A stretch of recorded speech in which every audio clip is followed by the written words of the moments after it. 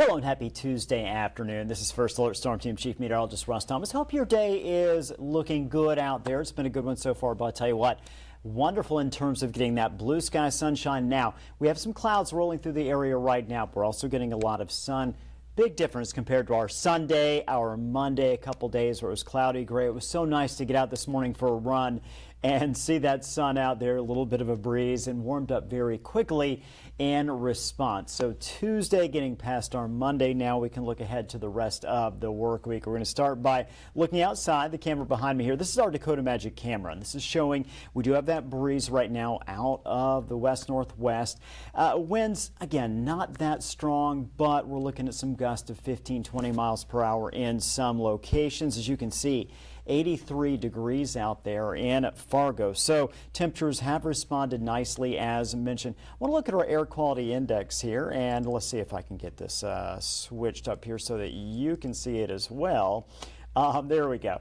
Here's what we've got for you. Now, unfortunately, some of our areas out to our west and north not looking so good. Some of that unhealthy for some air beginning to creep into the westernmost portions of the region, and that does include parts of Devil's Lake Basin as well. Where we're not seeing the unhealthy for some, we're looking at moderate air quality. So certainly more smoke out there today, more haze and near surface smoke. In just a second, we're going to take a look at the next about 24 hours or so, let you know where that smoke's headed, what we are looking at as we move forward. You can also see off to our north and west, not in our region right now, but is approaching some of that unhealthy air. The hope is we don't hit that level, get to that point here. We'll go ahead and put this into motion, and here's what we've got for you. Near surface smoke, again, when we see these areas shaded in blue, that's where it starts to get, we're still low, but then you see that switch over to green and yellow.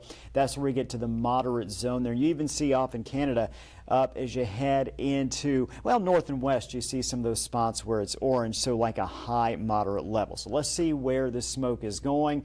8 o'clock, the worst issues continue to be in much of eastern North Dakota, Devil's Lake Basin, spreading down into parts of the Red River Valley, including Fargo, parts of the James River Valley as well. Now we get a little bit of a break tomorrow morning. The worst of it heads back off to the west. Bismarck, Williston, Minot are going to see some of the poor air quality. But look what happens tomorrow morning. The projection, tomorrow afternoon, 5 o'clock, is to get even worse in parts of the Devil's Lake Basin there in northeast North Dakota. Again, we're starting to look at those levels that are more in the orange and the red there, indicating where the air quality is going to be potentially poor out there.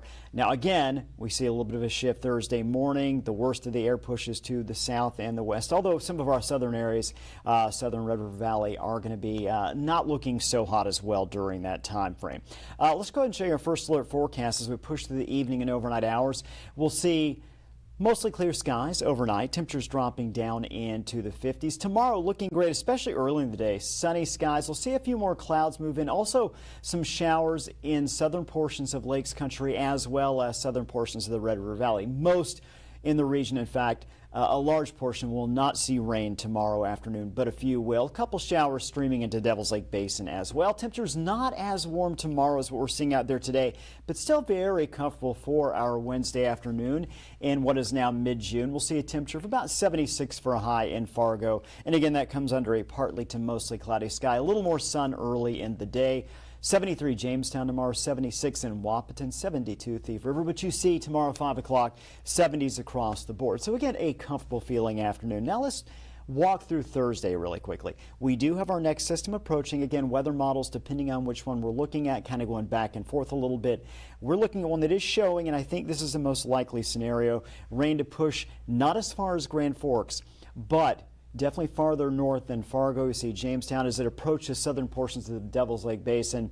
And of course, Lakes Country, southern Red River Valley, I think we're going to get the worst of it in those areas in terms of the most precipitation from Thursday afternoon all the way through Friday morning before the system does start to wind down and move out of the area. Highs a little bit cooler as you might expect Thursday afternoon with the clouds, with those showers mainly focused in those southern regions. How about our Father's Day weekend forecast? That's where we'll close out. We're looking good. Saturday, partly cloudy, highs from the mid-60s to mid-70s. Very nice outdoors day. Just a touch breezy. Not too bad. Certainly not what you call windy. Then look at Father's Day. we do have a chance for a few showers. Again, the odds are relatively low that you are going to see showers. If you do, not going to last very long. Temperature is going to be in the warm side, mid 70s, upper 70s. I think a couple locations actually hitting the lower 80s. So great news there. And just a reminder, if you want to download the VNL First Alert Storm Team weather app. I'll get out of the way here. Sometimes I stand right in front of things here, but it gives you the latest information. Of course, radars, storms coming through, rain's coming through. It gives you an idea from right where you're sitting, where the storm's rain is and where it is going. Of course, you get your temperatures, your forecast for the next 10 days as well. So definitely useful. Definitely want to put that on your phone, that app. And again, I hope you have a wonderful afternoon and evening.